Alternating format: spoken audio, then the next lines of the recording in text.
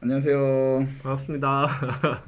우리 지금 학생부 종합 전형 2부 네, 이어서 해보겠습니다. 네. 네, 학생부 종합전형 이번 시간에는 좀 세부적으로 네, 우리가 어떻게 준비를 하면 좋을지에 대해서 한번 알아보도록 할 건데요. 먼저 이제 학생부 종합전형이 우리가 대학마다 하나의 전형이 있는 대학들도 있지만 지금 중앙대처럼 두 개 전형을 가지고 있는 대학들도 있습니다. 그랬을 때 우리가 자기에 맞는 또 전형을 찾아야 되잖아요. 그렇죠. 이제 그걸 한번 연습해 보려고 합니다. 네, 그래서 먼저 이제 중앙대 같은 경우에 두 가지 학생부 전형이 있는데 이 다빈치 전형과 그다음에 탕구형 인재 전형이 있습니다. 그래서 요 내용만 봤을 때 어떤 가늠이 되세요? 일단 평가 방법이 다빈치는 뭐 2단계고 네, 탕구형 인재는 그 1단계로 이제 서류로 이제 확인을 하는 전형이 있고 그다음에 보니까 평가 요소 비율이 다빈치형은 그 20%로 일정하게 이렇게 나눠져 있는 반면에 네, 탕구형 인재는 이 전공 적합성의 30, 탐구 역량의 30 해서 가중치가 좀 다르죠. 네, 그렇네요. 그리고 가중치가 다르게 이렇게 배열을 했다는 것은 이 탐구형 인재가 뽑고자 하는 인재상이 결국에는 어떻게 보면 전공 적합성하고 매우 관련이 있겠다. 그래서 학업 태도와 학업 의지, 뭐 탐구 활동 및 탐구 능력을 표현하는 탐구 역량과 전공 적합성에 높은 점수를 주겠다. 어떤 느낌 오세요? 그러면 탐구형 인재를 보면 네네. 그러니까 그 분야에 네. 조금 더 이제 정말 많이 좀 아는 학생을 저는 좀 뽑겠다는 것 같이 보이고요. 네네. 그리고 이제 다빈치형 같은 경우는 뭐 꼭 그렇진 않아도 음. 그냥 통합적으로 이 학생이 오, 이제 통합적. 네, 그러니까 여러 가지 분야에 잘할 수 있으니 팔방미인? 뭐 그런 개념인 것 같아요. 맞아요. 그래서 이 다빈치라는 사람이 여러분들 다 아는 대로 뭐 의술도 능하고 미술, 뭐 과학적인 분야 여러 방면에 이제 재능이 많은 사람이잖아요. 네. 그래서 다빈치형 인재는 사실 팔방미인을 이제 보고 있다. 탐구형 인재는 어떤 특정 분야에 내가 강점이 있을 때 보통 많이 지원을 한다. 이렇게 이제 나눌 수가 정말 있어요. 학교에서도 보면 이렇게 나뉘는 학생들이 있어요. 한 분야에 꽂혀서 얘만 이것만 정말 좋아하고 맞아요. 근데 이제 골고루 이렇게 깊게는 잘 아니지만 정말 다방면으로 얇고 넓게. 그렇죠. 그런 학생들이 있더라고요. 충무쌤 어디예요? 저는 좀 다빈치 할 거예요. 다빈치? 그 아닌데? 아니 이게 아닌데? 다빈치인데 그 너무 그 깊이가 얇다 그래서 그 살얼음 뭐 이런 거 하여튼 넓습니다. 근데 깊지는 네네. 못하고. 그래서 이 사실 그 결과 성적을 보니까 네. 지금 이 중앙대 같은 경우에 다빈치형하고 탐구형 인재 성적이 이렇게 차이가 나요. 요 다빈치형은 2.2, 탐구형은 3.3 정도 이렇게 보이거든요. 네. 역시 이게 좀 의미하는 바가 있겠죠. 아무래도 그렇죠. 탐구형 인재 같은 경우에는 내신 성적이 조금 낮더라도 그 관련해서 특색을 드러냈을 때 높은 평가를 줬다. 그래서 사실 우리가 실제로는 탐구형 인재나 탐구형 인재 인문이나 자연을 우리가 놓고 보면 보통 특목고 학생들이 조금 합격한 게 이렇게 보여요. 여기 예, 나와 그래서 사실 이런 것들이 뭐 대단한 자료가 아니라 학생부 종합 전형 가이드북에 보통 이렇게 실려 있습니다. 그래서 제가 이제 발췌를 한 부분이고요. 그래서 일반고 같은 경우에 지금 파란색이 이제 지원자고 거기에 비해서 합격자가 이렇게 이제 나와 있는데요. 네. 이 과학고를 볼까요? 과학고 보면 6.7이 지원했는데 10.7이 합격자라고 하는 것은 뭐 추가 합격을 몇 번 더 하든지 뭐 이런 식으로 오히려 거의 외국어고도 합격자가 더 많은 이런 그러네요. 상황이 되는 거죠. 네. 그죠? 그래서 우리가 탐구형 인재 같은 경우에는 어떤 특정 분야에 내가 강점이 있다 하면 탐구형 인재로 지원하는 게 맞고요. 아니다, 나는 골고루 열심히 했다. 그래서 아직은 내가 중요시하거나 내가 적성을 아직 찾지 못한 학생들은 다빈치형 인재에 지원하면 좋겠다. 근데 이제 이 모든 학교가 이런 식은 아니죠. 또. 그렇죠. 근데 이제 그 학생부 종합 전형이 두 가지 있는 경우에는 사실 이 전형이 그 공통적인 성격을 절대 드러내지 않아요. 각각 뽑고자 하는 인재상이 나누어지기 때문에 학생들이 그걸 보고 나에게 맞는 전형을 찾아야 된다. 그래서 이런 가이드북에서 그 선배들이 한 얘기도 이렇게 보면 좋아요. 이런 식으로. 그래서 중앙대 다빈치 전형 간호학과에 합격한 학생이에요. 이 학생도 이 내용을 읽어보면 정확하게 이 전형의 요소를 파악하고 있다는 게 드러납니다. 여기 보시면 뭐 간호학과를 준비하며 다양한 활동을 하긴 했지만 그것이 간호학과와 바로 이어지는 활동은 아니었다. 그러니까 내가 특성화되어 있지는 않다 이 말이에요. 예를 들어 뭐 창의 독서 발표 대회 했고요. 뭐 여기 보시면 책에 대한 얘기가 있고, 그래도 결국에는 자기는 다양한 경험을 하는 것이 이 전형의 취지인 것 같다 해서 지원하게 되었다는 얘기고요. 자, 제대로 파악을 했죠. 그렇죠. 이 전형에 대해서. 탕구형 인재 같은 경우에는 여기 보시면 성적 얘기가 좀 나옵니다. 그래서 학생부의 단점은 국어, 영어, 사회와 수학과학의 점수 차이가 크게 난다는 거예요. 그러니까 수학과학의 점수가 다른 점수보다 높다는 얘기를 하는 거거든요. 그래서 내가 골고루 성적은 잘 못 받았지만 이과적인 성향에서 간호학과를 준비하기 위한 수학이나 과학 성적은 월등하다. 그래서 그런 것들을 강조해서 탕구형 인재 전형에 지원하게 되었다 하는 걸 우리가 확인할 수 있습니다. 난 이거는 잘해요라는 맞습니다, 맞습니다. 그래서 우리가 학생부 종합 전형 같은 경우에 우리가 그런 것들을 확인할 필요가 있는데 이 광운대 같은 경우에도 한번 보도록 하겠습니다. 지금 보시면 그 학생부 종합 전형을 이제 일단 평가 항목들을 띄워놓은 거예요. 이제 연습을 해야 되니까. 네. 그랬더니 여기도 결국에는 약간이라도 점수가 높은 분야가 있으면 그 학생부 종합 전형에서 뽑고자 하는 인재상과 더 가깝다고 보시면 돼요. 그래서 전공 적합성과 인성에 대해서 높은 점수를 주고 있죠. 그러면 이 부분을 내가 좀 준비가 된 학생이 지원하면 좋겠다 이런 생각을 또 하게 되고 네. 그리고 면접 평가 항목에서도 그걸 확인할 수 있습니다. 다른 것도 또 있지만 이 논리적 사고력 같은 경우에 광운 참빛 인재 전형이나 사회배려 대상자 전형일 때 종합적 사고력, 뭐 논리적 의사소통 능력을 면접을 통해서 확인하겠다. 그래서 이 전형을 통해서 뽑고자 하는 모습들이 보이는 거죠. 창의적인 사고력, 논리적인 사고력, 융합적인 사고력 이런 것들을 판단할 것이다 하는 것들을 우리가 엿볼 수 있습니다. 네. 그리고 이런 만약에 광운대 같은 경우에는 사실 그 많은 학생들이 전자공학과를 원합니다. 네, 점수가 높고요. 유명하죠. 네, 그래서 이런 가이드북에 보시면 이 전자공학과에 대한 설명도 있는데 요즘은 대학들이 참 친절하게 핵심 전공 역량을 밑에다 표시를 해줬어요.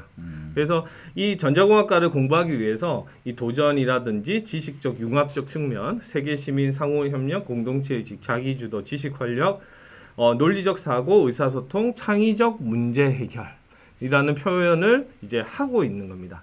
그러면 여기서 제가 봤을 때는 아까 평가 항목들이나 학과에서 내세운 전공 역량 중에 이 가운데에서는 사실 여기 창의적 문제 해결이라고 하는 걸 계속적으로 강조를 하고 있는 거예요.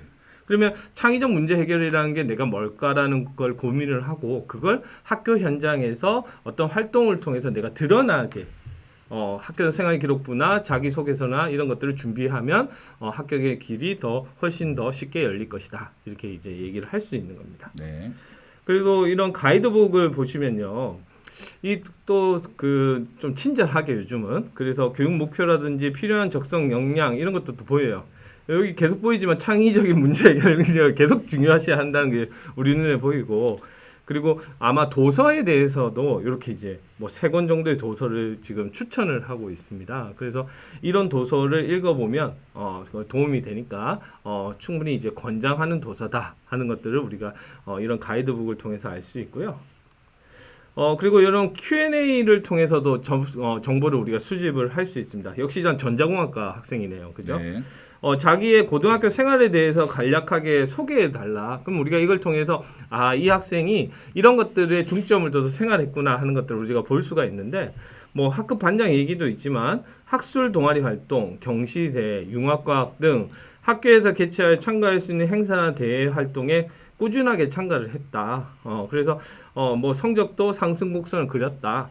우리가 원하는 바들이 학교 생활 기록부에 이제 표현이 된 거죠, 이 학생들은. 그래서 이런 것들을 보면서 아 나도 이런 식으로 학교 생활을 채워가면 되는구나 하는 우리가 어떻게 보면 힌트 이런 것들을 얻었으면 좋겠습니다. 우리 학교도 이제 보면 동아리 물론 있고 네.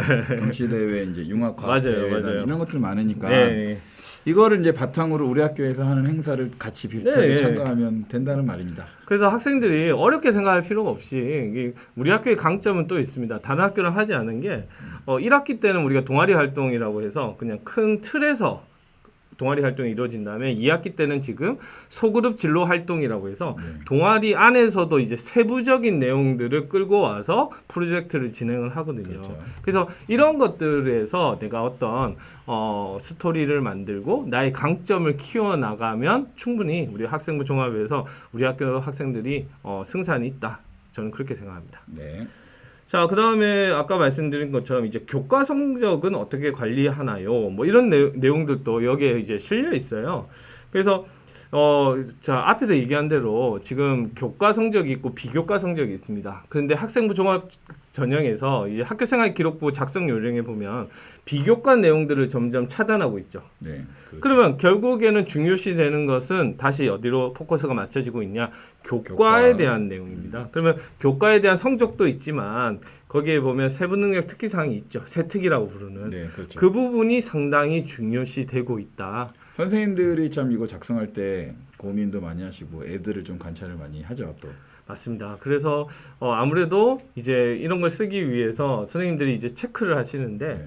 뭐 수업 중에 발표를 했다거나 아니면 프로젝트 상에서 어떤 특정한 주제를 선정을 해서 수업 시간에 이제 그 학생이 뭐 주도를 했다거나 이런 것들이 인상에 남으면 여기 선생님들이 줄글씨로 이렇게 써주시는 거죠. 저 수업 시간에 시키지도 않았는데 그 바이러스에 대해서 어우. mRNA 막 이런 거에 대한 조사를 해서 발표를 한 학생이 있었어요. 어우 좋죠. 그거 들은 날 작성했어. 맞아요, 잊어버리지 맞아요. 않게. 나중에 이제 보시면 알 겁니다. 아, 그러니까 그런 활동들이 좀 주도적으로 이루어졌으면 좋겠다. 그래서 네. 내가 예를 들어 아까 전자공학 가면 물리 시간에 뭐 반도체라든지 트랜지스터, 다이오드 뭐 이런 종류의 차이에 대해서 조사해서 발표할 수 있겠죠. 이제 그런 것들이 이루어진다면 훨씬 좀 뭐 풍성한 수업 시간 우리 학교 생활 기록부가 되지 않을까 이렇게 네. 이제 생각이 듭니다. 또 여기 보시면 고교 생활에서 약점을 보완하고 강점을 나타낼 수 있도록 한 본인만의 전략이 있다면 공유해 주세요. 그래서 아까 같은 학생 얘기인데 네. 아까 학술 동아리 얘기 있었잖아요. 그래서 학술 동아리 통해서 뭐 아두이노 드론 만들기, 미세먼지 알림 앱 만들기 이런 것도 우리가 할 수 있잖아요. 이런 것들을 우리가 작성을 해 놓은 것이고요. 그리고 여기 밑에 보시면 다른 사람은 가지고 있지 않은 자신만의 주제를 만드는 것이 가장 중요하다고 생각한다. 왜냐 아까 우리가 쭉 정리를 하다 보니까 이 광운대 같은 경우에 창의적 문제 해결 네. 그 부분을 계속 강조를 하니까 거기에 대해서 어떤 언급이 있는 거예요. 그래서 어떤 우리가 사실 PBL이라고도 하는데 문제 해결 학습이라고 하는 것이 과학에서는 상당히 중요합니다. 그래서 문제를 일단 인식할 수 있는, 볼 수 있는 눈이 필요하거든요. 그래서 당연히 이제 그 눈을 가지려고 하면 항상 고민을 해야 돼요. 우리가 일상생활에서 문제점을 찾아내야 되기 때문에. 그러면 그러한 문제점을 찾아내게 되면 그 문제점을 해결하기 위해서 우리가 이런 수업 시간에 배웠던 과학 기술이라든지 아니면 공학적 능력이라든지 이런 것들이 보탬이 돼서 어떤 특정한 해결책이 나오는 겁니다. 그런 부분이 바로 아까 광운대에서 얘기했던 창의적 문제 해결력의 또 다른 표현이다. 이제 그렇게 생각이 듭니다. 작년에 그 저희 생물에 필요한 왜 생물 얘기만 해? 아니 제가 생물이니까. 근데 이 배양기를 예. 그 학생이 만들어준 친구가 있었잖아요. 그러니까 여기 이제 배지를 키워야 되는데 맞아요. 계속 흔들어주는 기계가 필요한데 맞아요. 기계가 비싸거든요. 200, 300인데 요거를 직접 아두이노로 만들어서 네. 저한테 준 학생도 한 있었어요. 5만 원도 안 하죠. 그렇게 되면. 그죠? 그러니까 사실 그런 인재를 광운대에서 원하고 있다. 만약에 그 학생 광운대 쓰면 되게 좋을 것 같은데. 그러게. 예. 그래서 각각의 보고자 하는 인재상이 있다는 걸 얘기해 주고 싶고요. 여기 보니까 광운대학교 광운 참빛 인재 전형을 지원할 때 다른 대학과 차별화를 두어 특히 신경 썼던 게 뭐가 있냐 이렇게 얘기할 때 여기 두 번째 줄을 보니까 내 장점의 어떤 부분을 광운대학교 전자공학과에서 필요하는 역량과 연관시킬 수 있을까 여러분도 똑같은 거예요. 아까 광운대학교 전자공학과에 필요한 역량들이 쭉 있었거든요. 그래서 내가 가지고 있는 부분하고 그 부분을 어떻게 연결시켜서 보여줄 수 있을까? 요즘 그 이제 3학년 학생들 자소서를 제가 좀 많이 보고 있는데 네. 이 자소서 내용들이 나열식인 게 대부분이에요, 학생들이. 그러니까 이 나열을 하는 건 좋은데 어떤 목적이 있어야 되는 거지. 그러니까 예를 들어 전자공학과라고 하면 전자공학자에 필요한 덕목이 있을 거잖아요. 그 필요한 덕목을 아까 학과 인재상에서 보여주는 거거든요.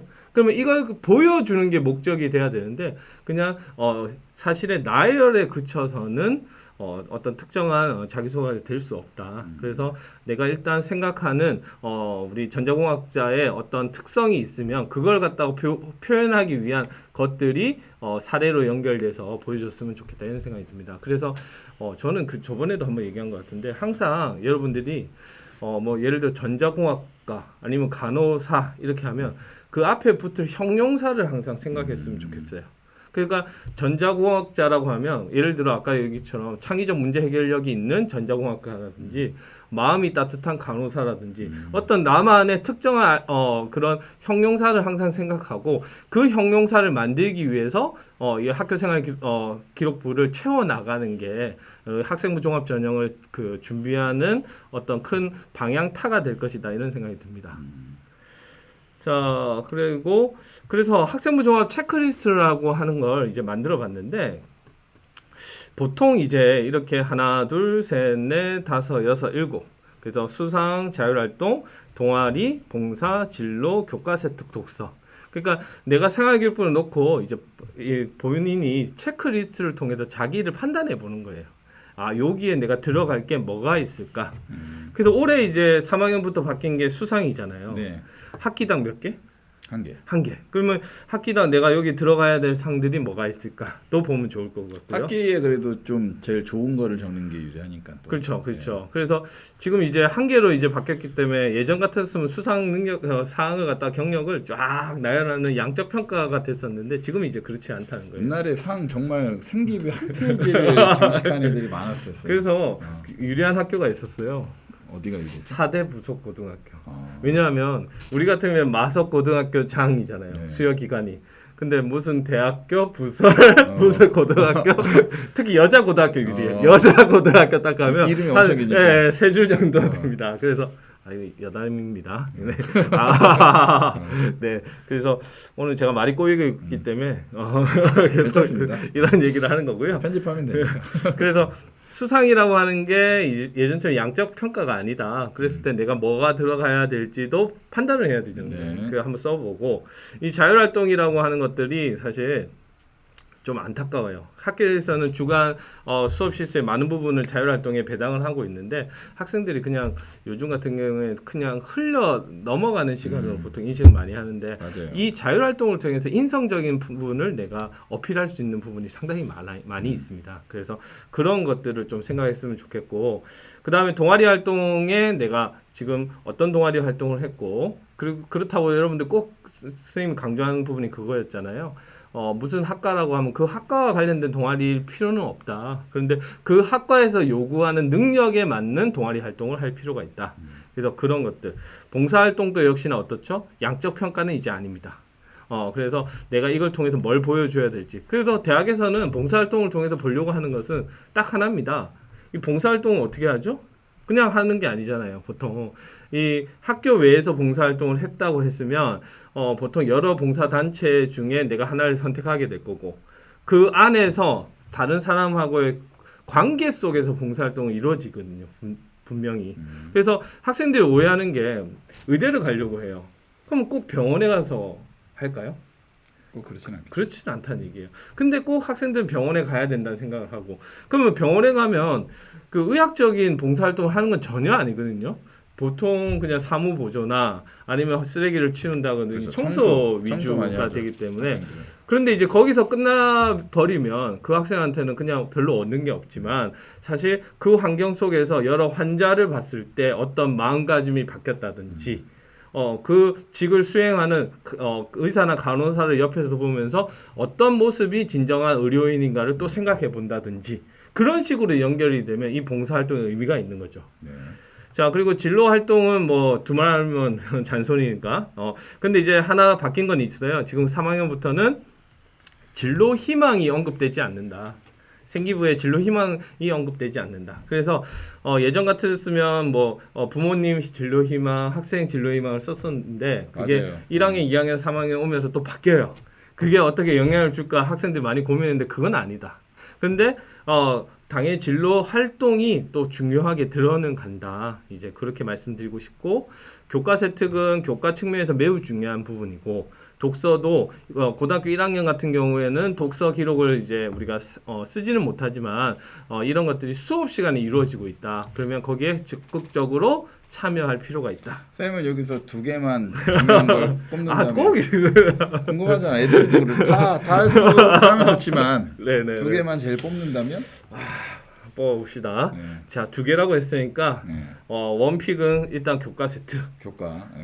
왜냐하면 이제 다른 부분은 이제 중요성이 점점 떨어집니다. 이 교과 세특이 대학에서 가장 궁금해하는 부분이거든요. 네. 그래서 일반적인 내용이 아니라 수업 시간에 내가 어떻게 적극적으로 이 과목을 위해서 활동을 했는지 중요합니다. 그래서 교과 세특 들어갈 것 같고요. 그 다음에 제가 또 찾는다면 봉사 활동이 들어갈 것 같아요. 쌤 봉사활동. 네. 나는 교과 세특이랑 동아리를 뽑겠는데. 동아리도 중요하죠. 동아리 중요한데 제가 이렇게 뽑은 이유는 지금 형태라면 자소서가 네. 우리가 1번하고 2번 항목이었잖아요. 네. 1번은 학업 역량, 네. 2번은 인성적인 측면을 채워야 되는데 물론 동아리 활동에서도 인성적인 측면을 채울 수가 있습니다. 근데 저는 봉사 활동을 통해서 아마 그 직종에 필요한 인성을 생각할 요거 노력을 할 것 같아요. 저 같으면. 뭐 어쨌든 네. 다 중요하다는 거 네, 맞습니다. 넘어가겠습니다. 자, 그래서 아까 얘기한 대로 이런 계획을 좀 세웠으면 좋겠다. 그래서 수상부터 독서 활동까지 연계돼서 학교에서 일어나는 활동에서 내가 어떤 역할을 할 것인지 이런 것들이 바탕이 되었으면 좋겠다 하는 것들을 보였고요. 그리고 희망학과에 대한 자료 같은 경우에 아까 계속 얘기했지만 뭐 여기 외대 가이드북이네요. 이런 동국대 가이드북 이런 것에서 많은 정보들이 지금은 우리한테 주어지고 있다. 학교 홈페이지 가면 볼 수 있나요? 네, 맞습니다. 그래서 네이버나 이런 데에서 보통 무슨 동국대학교 또는 한국외국어대학교 이렇게 치죠. 그러면 입학처가 따로 있잖아요. 네. 입학처에 들어가서 이런 자료실을 보면 이런 가이드북이 매년 발간되고 있어요. 그래서 여러분들한테 큰 도움이 될 것 같다. 이렇게 말씀드릴 수 있습니다. 그래서 이런 곳에 보면 예를 들어 아까 동국대 같은 경우에 광고 홍보학과의 합격 수기들이 이제 올라오잖아요. 그래서 다양한 활동사의 연관성 얘기를 하죠. 여기도 이런 것들이 눈에 또 띄었고요. 한국외대 같은 경우에 경영학과에 합격한 학생인데 활동들을 추린 후에는 각 활동마다 동기, 과정, 배우고 느낀 점을 연결을 한 거죠. 또. 같은 맥락이라고 볼 수 있어요. 그래서 이런 것들을 우리가 연결해서 열심히 했단 말이에요. 이제 그걸 갖다가 뭐 포장해서 이제 내놔야 될 거 아닙니까? 그랬을 때 그런 과정들이 필요하다. 저는 우리 학생들이 네네. 이렇게 활동을 하면 좀 메모라든지 해두면 맞아요. 좋을 것 같아요. 맞아요.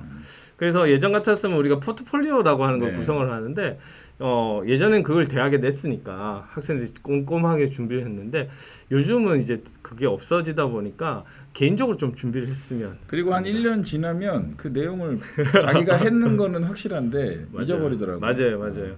그래서 제가 이제 학생부 종합 전형 준비 전략이라서 이제 마무리를 한번 지어보려고 합니다. 네. 첫째 이제 교과 성적입니다. 네. 자신을 포장하기 위한 가장 쉬운 도구가 됩니다. 학생부 종합 전형이라고 해서 내신 성적이 반영되지 않는 건 아니거든요. 네. 그렇기 때문에 반드시 학생부 기본적인 교과 성적은 중요하다. 이렇게 말씀드릴 수 있고 아무래도 뭔가를 이제 방향을 잡고 가려고 하면 계속 흔들린단 말이에요, 학생들이. 그래서 이 방향이 맞냐, 저 방향이 맞냐 고민을 하게 되는데 이거 정말 많아요. 네, 맞아요. 그때 뚜렷하게 방향을 알려주는 것은 오로지 진로밖에 없습니다. 나의 꿈. 그래서 자기의 꿈을 조금 더 명확하게 구체적으로 그릴 줄 알아야 된다. 이렇게 볼 수 있고요. 그 다음에 이 만들어진 경험이 아니라 좀 자기 주도적인 경험을 했으면 좋겠다라는 생각을 해요. 그래서 학교에서 이런 행사를 했을 때 그냥 이런 행사를 선생님이 열어서 내가 참여를 했다. 그게 아니라 내가 이런 활동에 적극적으로 들어간 동기가 들어가야 될 거고 그 활동을 통해서 내가 어떤 점이 바뀌고 느꼈는지 그리고 앞으로 뭘 하고 싶어서 어떤 책을 찾거나 동아리 활동까지도 연계가 되었으면 그런 경험을 학생들이 했으면 좋겠다. 이렇게 말씀드릴 수 있고요. 아까 그 얘기입니다. 적자생존. 예, 그래서 적자생존. 예, 적는 사람이 살아남습니다. 지금 3학년 학생들 뭐 여러분들 그 자소서나 이런 거 쓰고 있는데 생각이 잘 안 나요. 생기부엔 적혀 있는. 맞아요. 예, 그랬을 때 우리가 어떤 그 클리어 파일이나 이런 걸 통해서 했던 내용들을 그때 저장을 하거나 아니면 구글 드라이브 같은 데다가 구글 참 좋네요. 네, 그렇게 파일을 계속 저장해 놓으면 나중에 이게 큰 자산이 돼요. 저는 그 한 페이지로 보고서 짧게 메모하면 참 좋을 것 같아요. 맞아요. 그래서 그 메모를 할 때도 항상 생각해야 되는 거는 전중후. 이 활동을 하게 된 동기가 전, 활동을 하면서 배운 점, 그리고 앞으로 내가 하고 싶은 게 후. 나중에 그것만 다 모으면 그거 자체가 포트폴리오. 예, 그러면 뭐 자소서 쓰는데 크게 어렵지 않을 겁니다. 네. 훨씬 구체성을 가지게 되는 거거든요.